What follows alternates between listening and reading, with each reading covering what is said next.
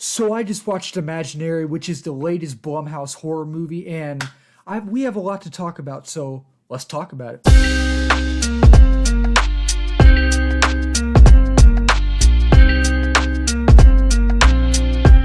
So if you are new to the channel, before we get into the review, do not forget to subscribe down here, trying to get to 1K before 2025. Also follow me on Twitter, Instagram, TikTok, and Letterboxd. I will post those down below, or link them down below, I should say. I post reviews on there as well, so follow me on there.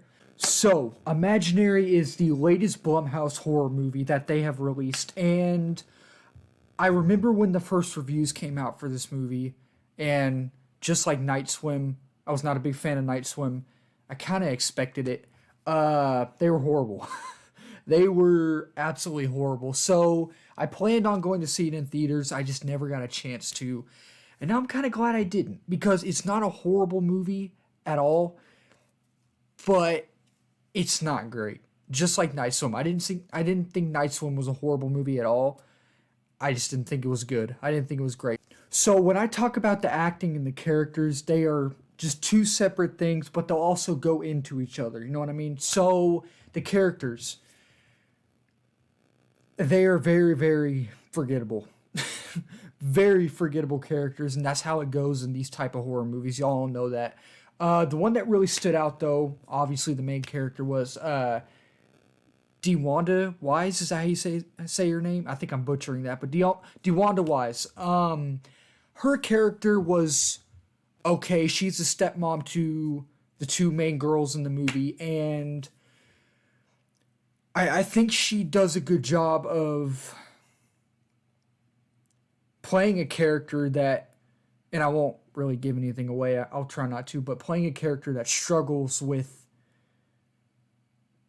I don't know if I'd say inner demons, but she struggles like everyday people, like we do, all people, you know. So I would say she's a kind of fleshed out character, you know. She's an okay character.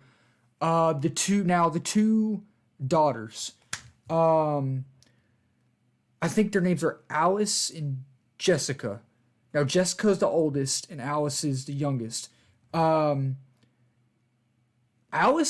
the little girl that played Alice, I don't know her name, but she did a phenomenal job. There's one scene in particular where she's with the therapist. Her acting skills are just phenomenal, absolutely phenomenal. She stole the show. She was probably the best actress in the movie, I think. Like, she did an absolutely fantastic job.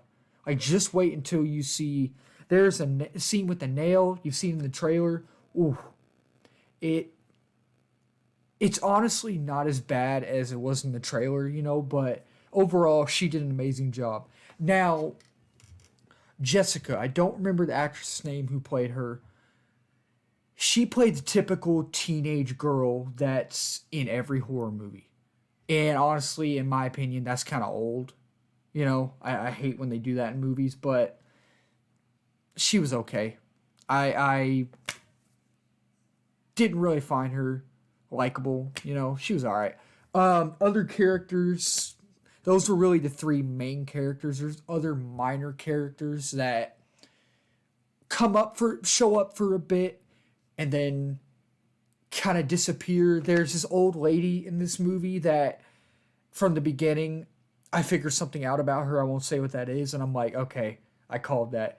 She's not in it much. She's in it for probably 5-6 minutes at best. The dad in this movie of the girls who's married to DeWanda Weiss, he's not in it for very long. He's okay. He's not in it for very long at all. DeWanda Weiss's dad in this movie, there's a subplot with her and him about her childhood that has a twist and then a twist, and it ties that together. So it's kind of weird. It makes the story go all over the place, but I don't even think we were told his name at all. So yeah, he's just there. He's just there. And the teddy bear, Chauncey. Chauncey is, I would not say that he was scary, in my opinion. I don't think he was scary, but also he was pretty freaky at times. He was. Like, I was sitting there thinking to myself, yeah, I wouldn't want to get chased by this. I'd run. I'd run, you know. And there was, I'm just going off the top of my head thinking about the characters in this movie because I just got done watching it a bit ago and I'm already kind of forgetting about it. That's how forgettable it is. There's this boy that tries to be friends with the older sister. He gets in trouble and then he doesn't show up again. So I don't even know his name. I don't know his name. So yeah, those are the characters. And talking about the acting, acting's not great. It's okay. It's typical horror movie acting. Y'all know how that goes. It's just okay. Now, I was talking about plot and story leading into that now. So we know how these movies go. It's a very, very generic story, and it's literally Insidious, Poltergeist, and Night Swim rolled into one. It's basically Night Swim, but without the pool. You know, with the entities. The entities are in the movie, but there's no pool. So it's basically Night Swim all over again. And I hate that they went that route because we've seen this movie a million times, and I really wish Blumhouse would make a movie with a new type of theme, if that makes sense in a way. Like, it's just, I'm sick of seeing, I know a lot of people agree with this too, I'm sick of seeing the same old story over again. You have a family, there's some sort of house, there's some sort of plot device. In this movie, it's Chauncey. Chauncey was a plot device. And Night Swimming was the pool. You have a demon. You have a demon that's attached to it. And it's one of those things where it's the same story.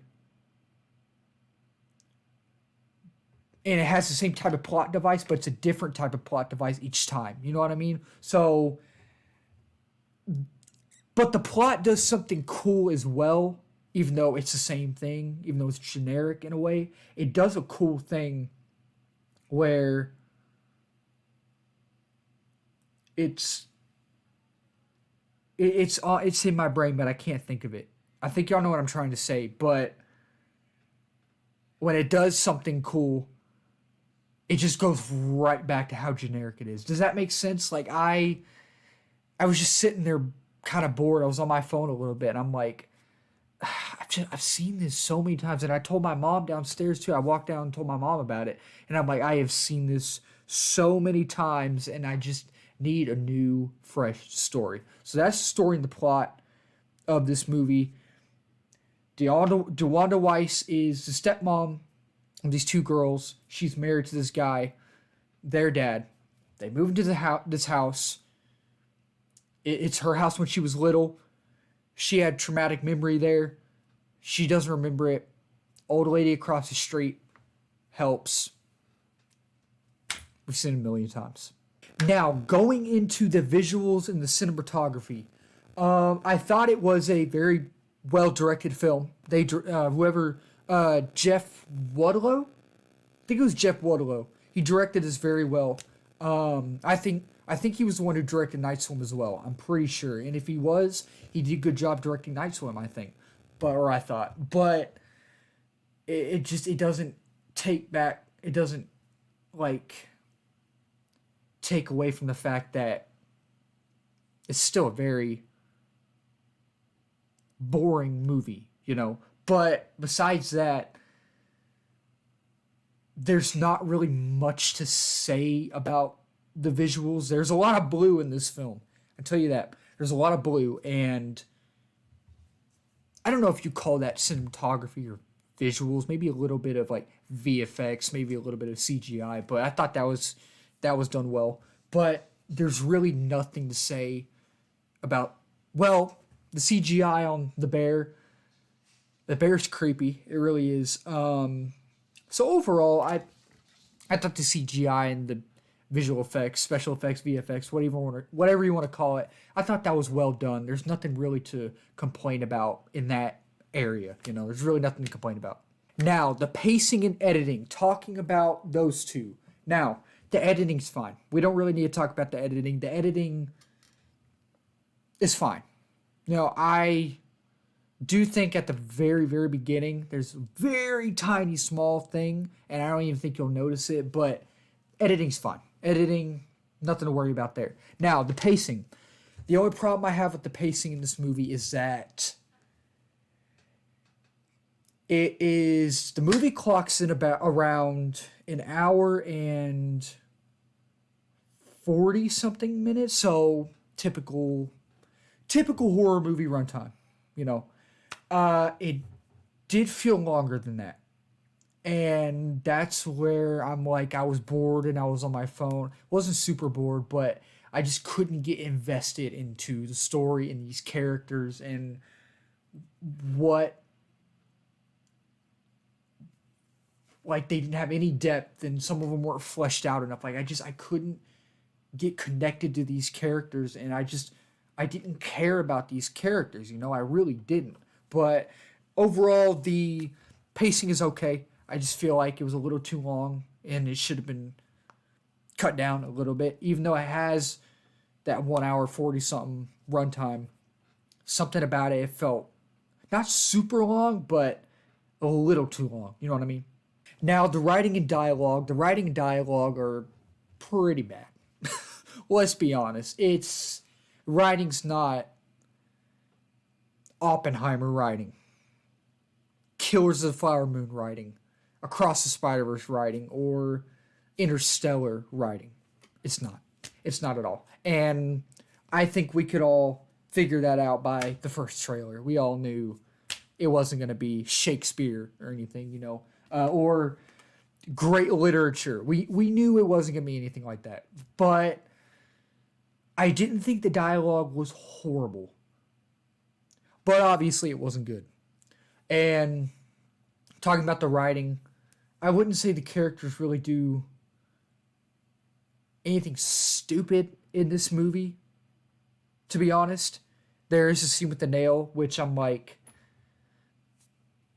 why'd you have to add that, And like I said, the bear's creepy. And he was like, what you call it? Trying to think how to say it. He was telling the girl what to do, even though she didn't want to do it. Like, he was she was scared, and he was just, that's what was creepy about it. And, to see both sides of the family struggle in this movie, like stepmom, main character, and the girls, because they lost their mom, technically, and then the main character, she lost her mom and technically her dad, so interesting how that all correlates together, you know what I mean? Now, I think I mentioned this earlier, there are some freaky moments in this movie. There is a scene that involves eyes, and it's actually pretty creepy. I have to give Blumhouse that what they did with that particular scene with the eyes, it's creepy. It'll keep you up at night. Like, it's honestly disturbing, if you want to say that. It is. And, Chauncey, when he turns, and you've seen the trailer, when he turns into the big bear, it's creepy. He's all with the teeth and all that. It's freaky. It's really creepy. And the nail scene is hard to watch in a way. When they go to that one place, I wouldn't say it's a scary movie. It's not scary at all. Like, you won't lose sleep over the whole entire movie. You won't. But it does do a good job of giving you freaky, scary moments when it feels like it. Especially there's a scene at the beginning too, the intro. The intro is actually pretty cool, by the way. But it does a good job of delivering those scary moments when it's needed, you know? And there's not much of that, though. There's really not. So overall, it's not a scary movie, just like Night Swim. Like, I didn't jump at all. Like, I wasn't like, oh no. Like, I wasn't like that. It wasn't scary. I didn't get scared once. So I am going to give Imaginary a 3 out of 5 stars. I know that's a little generous, but there are some redeeming qualities in this movie. You know, some scenes were legit scary. DeWanda Weiss did a good job with what she was given. You know, it was directed very well, I thought. The dialogue wasn't horrible in my opinion.